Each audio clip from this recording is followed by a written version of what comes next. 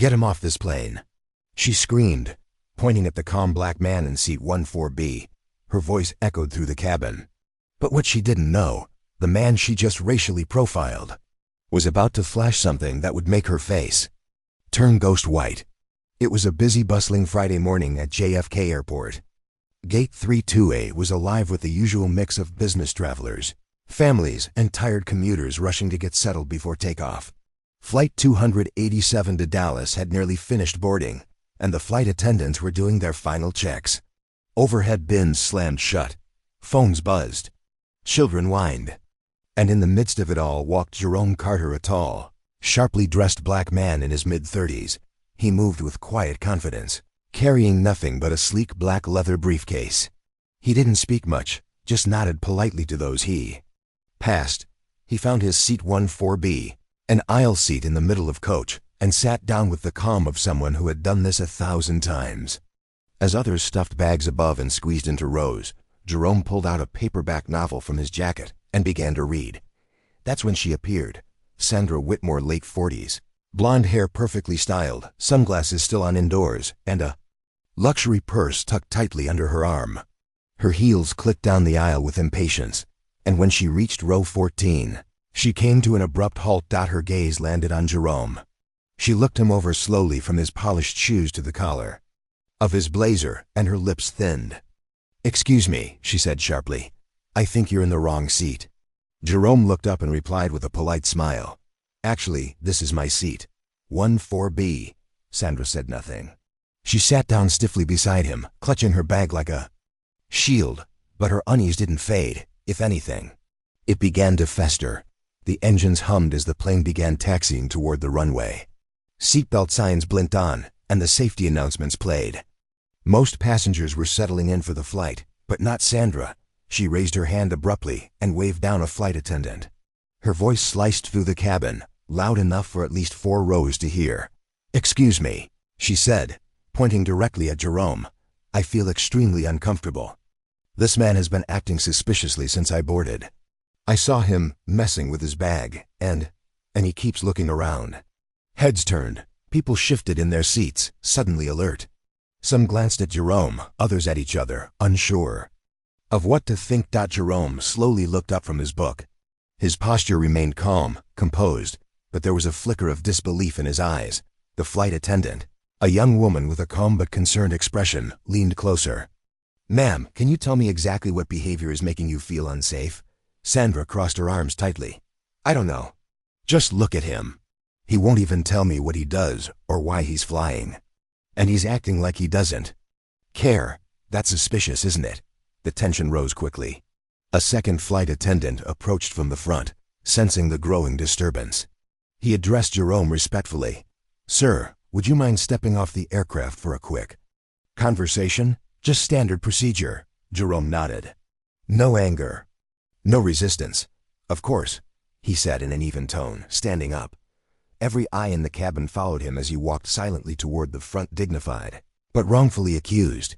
Out in the narrow jet bridge, the air felt cooler and heavier. 2 uniformed airport security officers stood waiting, both wearing serious expressions and holding tablets with passenger logs. One of them stepped forward. "Sir," he said, "we just need to ask a few quick questions." A passenger reported, "You is suspicious. She claims you made her feel unsafe." Jerome didn't react with anger. He didn't demand answers or raise his voice. Instead, he let out a small breath and reached slowly into the inner pocket of his blazer. What came out wasn't a phone. It wasn't a boarding pass. It was a black leather wallet, worn but clearly official. He held it up with one hand and flicked. It opened with practiced ease. Inside was his FBI badge, gleaming under the fluorescent lights. Right next to it, his federal ID, Special Agent Jerome Carter. He said calmly, his voice low but unmistakably authoritative. "Counterterrorism Division. I'm en route to Dallas for a classified federal briefing. I would appreciate it if you could inform the captain that there is absolutely no threat to this flight, except maybe one coming from seat 14A. The officers blinked. For a second, they were speechless. Then one stammered, We apologize, Agent Carter. This is completely our fault. Please forgive the inconvenience." Jerome gave a polite nod, No hard feelings, he said. But I'd advise you speak with the woman who made that claim. Because where I come from, racial profiling is a serious offense. When Jerome stepped back onto the plane, the mood inside the cabin shifted instantly. Whispers spread like wildfire, heads turned. A murmur rolled through the rows like a quiet wave. Some passengers leaned into the aisles to catch a better look. Others whispered to their seatmates, "That's him, he's FBI." But no one was. More stunned than Sandra. She sat frozen in seat 14A, her jaw slightly open, her complexion several shades paler than before. Her fingers clutched her purse like a lifeline as Jerome calmly made his way down the aisle, exuding quiet authority. Before Jerome could even sit, the lead flight attendant stepped in front of Sandra, voice low but firm. "Ma'am," she began, "you accused a federal agent of suspicious behavior based on nothing but your own discomfort. Your actions caused a delay, disrupted the crew, and endangered a peaceful passenger." Sandra's lips trembled. I didn't know. He didn't say, but her voice faded. The sentence died in her throat. Everyone knew what she was about to say, and no one had any sympathy. Moments later, the captain arrived. He looked straight at her and said, "You can apologize to Agent Carter and remain silent for the rest of the flight. Or we'll escort you off this plane. Your choice." Sandra, now beet red and visibly shaken, muttered a half-hearted apology and shrank into her seat. Jerome sat back down beside her, quietly opened his book, and didn't say a word. He didn't have to. The entire plane knew who really held the badge. And the dignity. As the plane finally reached cruising altitude, the hum of the engines replaced the earlier tension. Conversations resumed, though a noticeable hush still lingered. People weren't just talking, they were reflecting. A few passengers glanced back at Jerome, seated calmly in 14B. Some gave him a subtle nod of respect. Others offered quiet smiles. One man in a business suit leaned into the aisle slightly, as if to say, "We saw what happened. And we're on your side." Jerome didn't react. He didn't puff his chest or flash his badge again. He simply turned the page of his book as if nothing had happened. His calm, his grace had said everything. Because true dignity doesn't need to shout. Meanwhile, Sandra sat stiffly beside him, eyes glued to the window, her body turned away.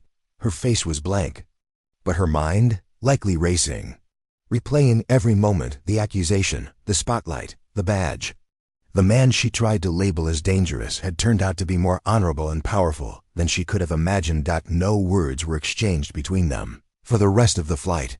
But the silence said more than any argument ever could. This wasn't just a story about one racist woman and a federal agent. It was a mirror held up to society. A reminder that our biases blind us, and that power, grace, and intelligence come in all skin tones, seats, and suits. So the next time you're quick to judge someone, remember seat 14B. She judged him by the color of his skin. But he carried the badge of justice. In that moment, one quiet man taught an entire plane and all of us a powerful lesson. Never underestimate someone because of how they look. If stories like this moved you, made you think, or made you feel something real, hit that subscribe button and join us.